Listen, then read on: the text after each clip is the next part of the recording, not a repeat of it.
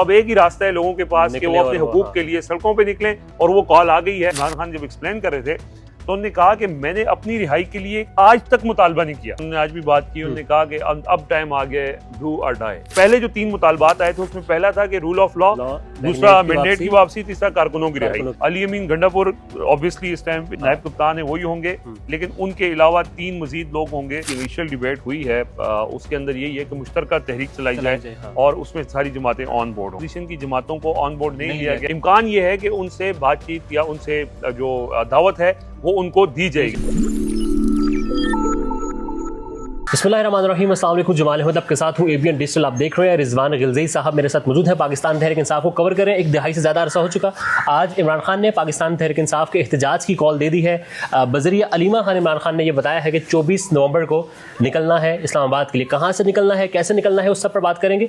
पाकिस्तान तहरीक इंसाफ की एहतजाजी तहरीक कैसी होती थी, अब कैसी होगी, ये पहली वो एहतजाजी तहरीक होगी। लॉन्ग मार्च या फिर धरना होगा जो कि इस्लामाबाद पहुँचेगा, अगर पहुँच जाता है। इमरान खान की गैर मौजूदगी में रिजवान भी सर, अस्सलाम वालेकुम, थैंक यू। पाकिस्तान तहरीक इंसाफ को गालिबन आप 1 दहाई से ज़्यादा अरसा हो चुके कवर कर रहे हैं। जहाँ तक मुझे याद है, इमरान खान ने 24 नवंबर को एक फ़ाइनल कॉल दे दिया, जिसके लिए कहा जाता है आखिरी कॉल, फाइनल कॉल और लास्ट टाइम, मतलब जो एक था last time and for the Khan. क्या समझ रहे हैं जो 24 नवंबर की कॉल इमरान खान ने दी है, वो भी अलीमा खान ने आकर बाहर बताया है, अंदर 2 वकला भी मौजूद थे। कितनी इंपॉर्टेंट ये कॉल है और कितनी ख़तरनाक ये कॉल है, इधर के लिए भी, इधर से मुराद पाकिस्तान तहरीक इंसाफ के लिए भी, उधर से मुराद रियासत हमारी हुकूमत के लिए भी।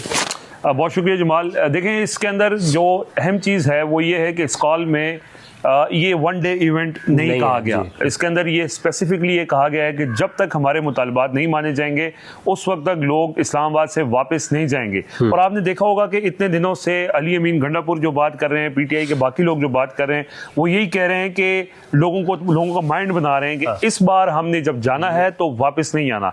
एक तो जमाल साहब, जो अली अमीन गंडापुर की वापसी हुई थी 5 अक्टूबर को, आपको याद होगा, उसके बाद पीटीआई का वर्कर, उसके अंदर एक मिसट्रस्ट भी है, बदएतमादी भी है, मायूसी भी है, जो लीडरशिप है उसके हवाले से भी मायूसी है। और यही मायूसी और यही जो लोगों का एक अदम दिलचस्पी थोड़ी सी आपने स्वाबी के अंदर भी देखी, कम था। और इसी वजह से यही वो वजह बनी कि स्वाबी में आपको पता है कि ऐलान होना था अपनी कॉल का, लेकिन वो ऐलान इस वजह से कि वो अली अमीन गंडापुर के मुंह से अगर होगा तो उसकी वो अहमियत नहीं होगी, और वो इसलिए फिर फैसला ये किया गया कि ये जो ऐलान है ये इमरान खान करेंगे। और इमरान खान जाहिर है आपको पता है वो खुद तो आ नहीं सकते हैं, तो उनके जो सबसे करीबी है इस वक्त जो समझा जाता है वो उनकी बहन है जो मीडिया पे भी आती हैं, और फिर अलीमा खान के जरिए आज 24 नवंबर को इस्लामाबाद में ये कॉल दे दी है। अब ये कॉल होगी क्या, लोग कहाँ से निकलेंगे, कैसे आएंगे, ये सवाल सबके जहनों में भी है। देखें, इसमें टाइम इसीलिए लिया गया कि इसकी तैयारियों के हवाले से बहुत सी चीज़ें करनी थी।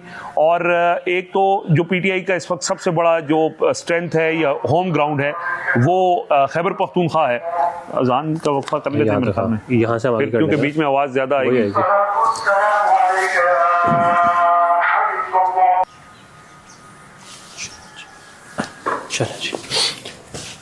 ये अब यहाँ से दोबारा खैबर पख्तूनख्वा से कट कर दीजिएगा आवाज़ भी। चलें जी। अच्छा, एक तो सबसे बड़ी उनकी स्ट्रेंथ खैबर पख्तूनख्वा से, वहाँ से हर दफ़ा लोग आते हैं। आप 2014 का धरना देख लें, वहाँ से लेके अब तक जितने बड़े इवेंट्स यहाँ पे हुए हैं, हाँ, केपी से ज़्यादा स्ट्रेंथ आती है। लेकिन इस बार इन्होंने टाइम इसलिए भी लिया है कि केपी के अलावा पंजाब से, बलूचिस्तान से और सिंध से भी लोग आए। अच्छा, जो पंजाब की इस वक्त सिचुएशन है, यहाँ पे पीटीआई का सबसे बड़ा चैलेंज जो है वो पंजाब में एक तो लीडरशिप नहीं है, जो है भी बाहर भी चैलेंज है वहाँ वो, और जो इस वक्त वहाँ पे वर्कर्स के साथ जो हुआ है खास तौर पे 9 मई के बाद, ये भी अगर आप फेयर होकर बात करें तो लोगों की वहाँ पे जिंदगियाँ जीरन बना दी गई हैं, कारोबार तबाह कर दिए गए हैं। तो ये भी बड़ा चैलेंज है पंजाब से लोगों को निकालना। लेकिन अब आपने देखा कि इसमें एक तो इमरान खान की कॉल के ऊपर खुद लोगों ने निकलना है, लेकिन वो इतनी बड़ी तादाद होनी चाहिए कि उसका एक प्रेशर बने। इसके लिए वो टाइम ले रहे हैं और उसके लिए पूरा उन्होंने एक सिस्टमेटिक तरीके से अपनी जो यूनियन काउंसिल लेवल तक के जो लोग हैं उनको टास्क दिया गया है कि आपने फलां शख्स ने इतने बंदे लेके आने हैं और वो लोगों को लेके आने हैं जो यहाँ पे लंबे अरसे तक बैठ सकें। तो वो इसमें हम जरा ऐड कर लें कि सिर्फ पाकिस्तान तहरीक इंसाफ केपी पर इन्हिसार नहीं किया जा रहा इस एहतजाज की कॉल में, राइट?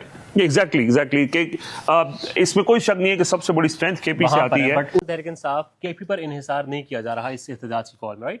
एग्जैक्टली एग्जैक्टली कि इसमें कोई शक नहीं है कि सबसे बड़ी स्ट्रेंथ केपी से आती है, लेकिन कोशिश ये की जा रही है कि इस दफा सिंध से, बलूचिस्तान से, पंजाब से, आजाद कश्मीर से, गिलगित बल्तिस्तान, आपको याद होगा जो 25 मार्च का जो लॉन्ग मार्च था, उस वक्त उनके साथ एक बहुत बड़ी तादाद में लोग आए थे। कटी पहाड़ी क्लियर करवानी हो, 26 नंबर क्लियर करवाना हो, और यहाँ पे अगर आपने देखा हो इस्लामाबाद डी चौक पे जो सबसे ज्यादा लोग जिन्होंने लड़े थे वो जीबी के थे, तीनों तरफ से शेल फायर हो रहे थे। एग्जैक्टली। और जो खालिद खुर्शीद है, आपने देखा होगा कई अरसे से वो नजर नहीं आ रहे हैं, उनको खास टास्क दिया गया है कि वो इसके लिए यूथ को मुतहरिक करें, ऐसे लोगों को तैयार करें कि जो आके यहाँ पे अगर मुजाहमत होती है, आपको पता है कि गवर्नमेंट तो करेगी, तो उस मुजाहमत का वो मुकाबला कर सके। अब इसमें मेरे लिए जो इम्पोर्टेंट है, एक तो जो मुतालबात है एहतजाज के, उसमें इमरान खान की रिहाई का मुतालबा गायब है।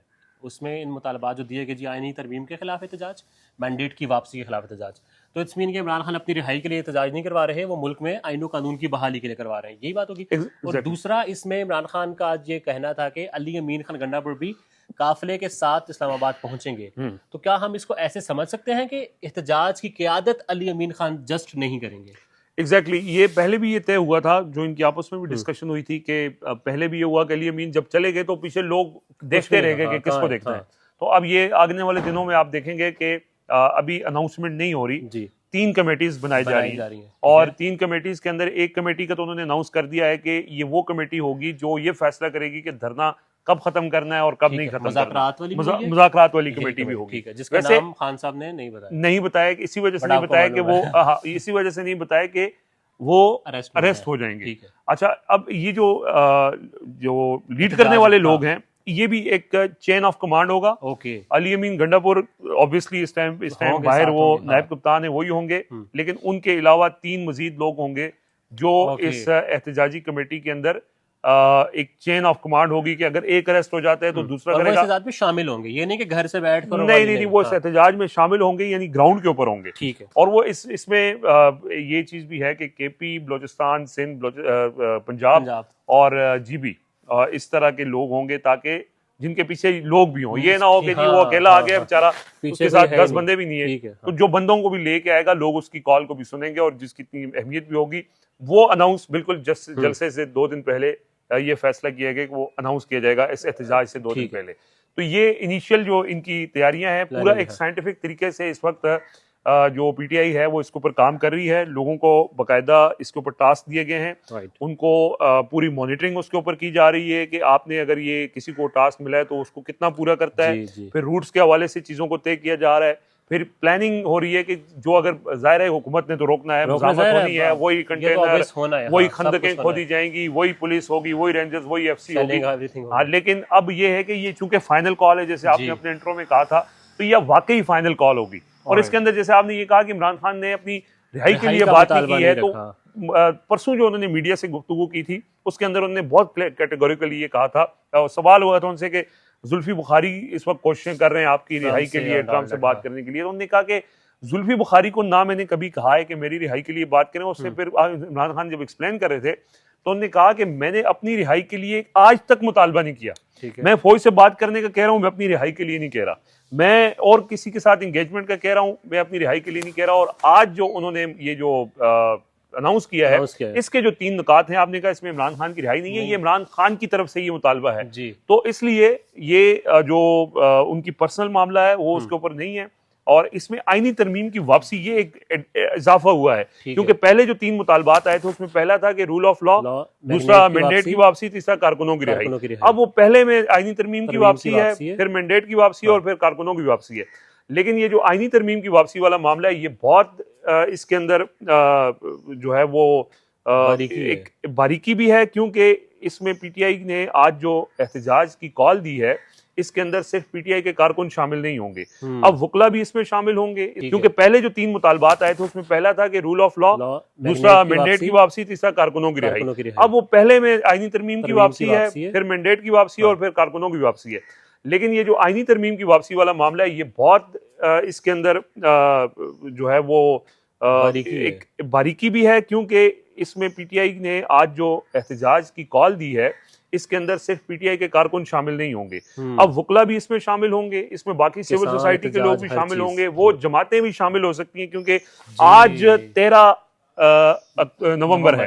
13 नवंबर से लेके 24 नवंबर तक का जो टाइम है, इस दौरान पीटीआई की जो क्यादत है वो मुख्तलिफ तंजीमों को इस एहतजाज में शामिल होने की दावत देगी, मुख्तलिफ सियासी जमातों को इस एहतजाज में शामिल होने की दावत देगी, और ये एहतजाज बढ़ेगा। ये एहतजाज अब फाइनल कॉल, उसके लिए आप देखेंगे कि एक माहौल बनेगा। और रिजवान भी बहुत सारा एहतजाज पीटीआई का कवर किया है, इवन धरने तक आपने कवर किया। मुझे सिर्फ ये बताइएगा, अभी 11 दिन है पीटीआई के पास, अगर पाकिस्तान तहरीक इंसाफ माहौल बनाने में कामयाब हो जाती है तो फिर हम जो उम्मीद करें कि डिफरेंट तंजीमें जो हैं, भले वो किसान की हैं, ताजिर की हैं, असातिज़ा हैं, स्टूडेंट्स हैं, वो और फिर जो जमातें इस वक्त इस हुकूमत की फसाइद का शिकार हुई हैं, मौलाना साहब की जमात का भी हमें पता है कि उनके बंदे उठाए गए, अगर माहौल बन गया पब्लिक की, हम वी ऑल नो, कोई माने ना माने उन्हें पता है कि वो इमरान खान के साथ है, एहतजाज का माहौल बन जाता है, तो ये फिर एक बाकायदा बड़ी तहरीक का आगाज हो सकता है। अब देखें, अब इसमें जो जहाँ तक अपोजिशन की तहरीक का सवाल है, उसमें जो इनकी इनिशियल डिबेट हुई है, उसके अंदर यही है कि मुश्तरका तहरीक चलाई जाए हाँ। और उसमें सारी जमातें ऑन बोर्ड हों। लेकिन ये जो इमरान खान ने आज अनाउंस किया है, इसके अंदर अभी तक अपोजिशन की जमातों को ऑन बोर्ड नहीं लिया गया और ना ही उनसे बात की गई है, लेकिन इम्कान ये है कि उनसे बातचीत या उनसे जो दावत है वो उनको दी जाएगी। लेकिन ये प्योरली पीटीआई की कॉल है, और प्योरली पीटीआई की कॉल के साथ साथ बाकी कॉल है तहरीक तहफ़्फ़ुज़ पाकिस्तान की कॉल नहीं है। और दूसरा ये है कि इसके अंदर बाकी जो जितनी भी सिविल सोसाइटी, किसानों को कहा गया है, वकला को कहा गया है, उनकी शमूलियत के लिए इस सारे पिछले जो 10-12 दिन आगे आप देखेंगे, उसमें लोगों को इन्वाइट भी किया जाएगा। लेकिन जो इस वक्त मुल्की हालात हैं, आपको पता है कि हर कोई तंग है हुकूमती पॉलिसियों से। पंजाब में इस वक्त जो स्मोक की सिचुएशन अगर आप देखें, उससे लोगों का जो हर घर में बीमारियां हैं, हर घर में जो है वो लोग उसका शिकार हो रहे हैं, तो एक सेंटीमेंट इस वक्त मौजूद है। अगर मईशत के हालात देखें, अगर आपने यहाँ पे इंसानी हुकूक के हालात देखें, यहाँ पे माहौलियात के हालात देखें, हर तरह से लोग तंग हैं। लेकिन लोग इंतजार कर रहे थे कि इस वक्त उनके पास कोई उठे या उम्मीद अब तक ये थी कि शायद अदलिया कोई रिलीफ देगी, और अच्छा हुआ। ये मैंने उस दिन लिखा भी था कि पीटीआई वालों के लिए उम्मीदें टूटी कि उन्होंने अपनी पूरी सियासत अदालतों के सहारे रखी हुई थी कि ये फलां जज आएगा तो हमारी सियासत यूं चली जाएगी, फलां चीफ जस्टिस आएगा तो यूं जाएगी। अब वो उम्मीदें खत्म हो चुकी हैं, तो अब एक ही रास्ता है लोगों के पास कि वो अपने हुकूक के लिए सड़कों पे निकलें, और वो कॉल आ गई है। और लग ये रहा है कि ये जो फाइनल कॉल अब दी गई है, बड़े इंतजार के बाद दी गई। और मैं इस पर आ रहा हूँ कि लास्ट में बस हम डिस्कस कर लेंगे, ये कॉल इमरान खान की वो कॉल है जिसकी वजह से वो कहते रहे कि मैं जरा चाह रहा हूँ, नहीं दे रहा, वक्त दे रहा हूँ, निगोशिएशंस कर लें, मुल्क का सोच लें, आखिरी कॉल दूंगा। और ये कॉल इमरान खान के जहन में पहले दिन से है कि मैंने देनी है। तो अब इमरान खान ने ये कॉल क्यों दी है? अब वो जो डील की बातें हो रही थी, बुश बीबी की रिहाई को डील से जोड़ा जा रहा था, बहुत सारी बातें हो रही थी।